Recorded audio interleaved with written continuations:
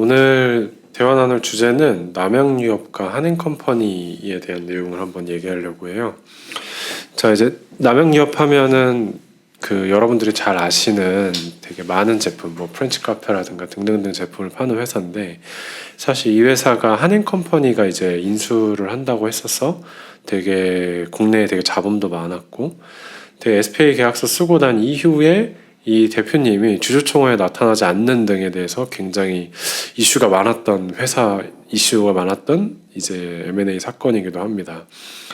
이게 되게 재밌는 일들이 많은데, 이 M&A SPA 계약서 쓰고 난 이후에 이 홍원식 대표님인가요? 이 대표님이 대법원에서 패소한 내용까지 해서 쭉 한번 내용을 한번 봐보면 좋을 것 같습니다.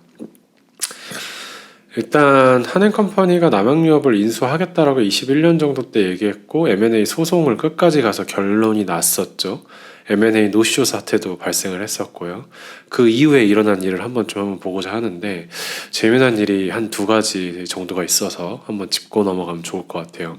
한행컴퍼니 직원들이 이제 수사 의뢰 미공개 정보 이용을 의혹이라고 나옵니다. 자, 한행컴퍼니 직원들이 실제로 인수 발표 전에 남양유업에 대한 주식을 일부를 샀다는 거죠. 가격을.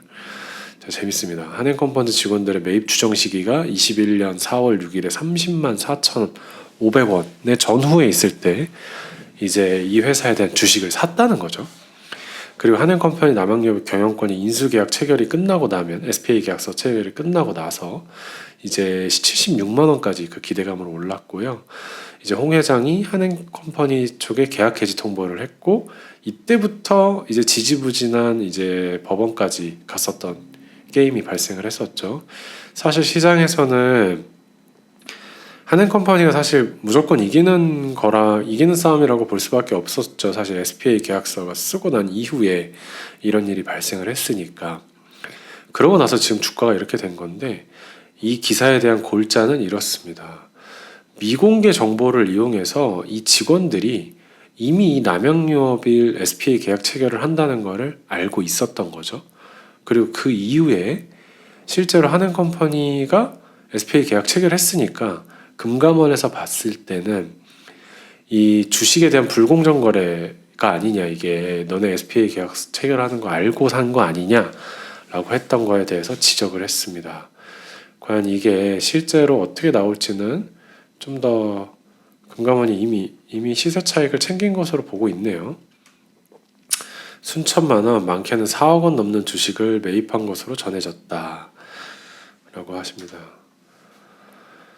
자, 한행컴퍼니는 전혀 무관한 일이라고 하고 있고, 금감원이나 검찰로부터 아직은 연락받은 사실이 없다고 했습니다. 사실 제가 미래에셋증권에 있을 때도 이 검찰이 증권사나 뭐 사모펀드에 들이닥치는 경우가 종종 있거든요. 근데 진짜 컴퓨터부터 모든 자료를 다 가져갑니다.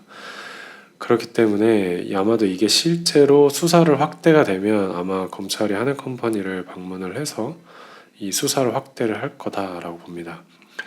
다만 이 기사 자체가 사실 한행컴퍼니가 인수를 한 이 M&A의 거래의 당위성에 대해서는 크게 이슈가 없다. 이 안건은 그냥 한행컴퍼니 직원들이 이 M&A를 하는 데 있어서 미공개 정보를 이용해서 주식을 미리 샀다라는 정도로 인지해 주시면 될 것 같습니다. 제가 그리고 이제 남양유업에 대한 기사를 한번 한번 주가를 한번 가져와 봤어요. 남양유업에 대한 주가가 사실은 꽤 왔다 갔다 변동폭이 꽤 큽니다. 근데 제가 뉴스 공시에서 되게 재밌는 걸 발견했는데, 이 한행컴퍼니가 실제로 이 회사를 인수를 하고 난 이후에 이 회사에 대한 브랜드를 많이 이미지 제고 노력을 많이 해야 되지 않겠습니까?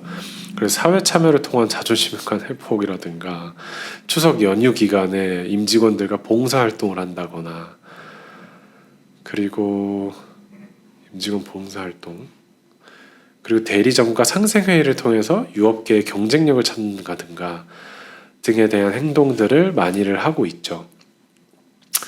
저는 한행컴퍼니가 그러면은 남양유업을 왜 샀는가에 대해서 좀 한번 얘기를 한번 해보고 싶어요.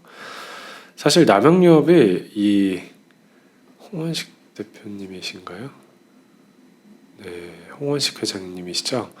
사실 시장 업계에서 홍원식 회장님의 자녀들이 이 회사를 물려받지 않겠다라고 예전부터 얘기를 했기 때문에 이 회장님 입장에서도 참 골머리가 안 왔던 거죠. 그러던 와중에 한행컴퍼니가 이 회사를 사겠다라고 했었는데 그때 당시에 시가총액이 인수가액보다 훨씬 낮았습니다. 그러니까 시가총액이 제 기억으로는 인수 대금이 한 6, 7천억 됐었던 것 같고 시가총액이 3, 4천억 됐던 것 같아요.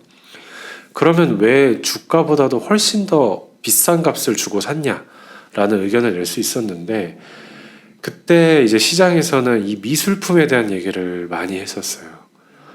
이 홍원식 회장님이 이 남양유업을 통해서 가지고 있었던 이 미술품에 대한 가치가 사실 수백억을 넘는다라는 얘기가 시장에 되게 많았었거든요. 그래서 이 가치만 가지고 실제로 가치만 이 미술품만 다 팔아도 이 우리가 사는 금액의 일부를 회수한다라는 리포팅이 꽤 많았던 것 같아요. 아마 이 기사를 보고 그리고 이제 실제로 남양유업이 그 한행컴퍼니한테 넘어가고 나서 홍원식 회장님에 대한 횡령, 그래서 미술품을 다시 줘라라는 얘기를 하고 있는 거겠죠. 아마 이 미술품 소송은 진짜 그 수순대로 가지 않았나. 정말 인수가 끝나고 나서 차례차례 밟는 이 로드맵의 일부지 않았나 싶습니다. 그리고 아마 부동산에 대한 가치도 다시 한번 보겠죠. 고가 미술품에 대한 소유권 분쟁이 꽤 많을 겁니다. 네, 아마 이 홍원식 회장님은 전 회장님은 이 부분에 대해 상당히 그 뼈아픈 결정이지 않았나. 고가의 미술품이 실제 M&A의 기업 가치에 대해서 많이 녹아져 있지 않은 것들이 굉장히 많이 뼈아픈 거래가 되지 않았나 싶습니다.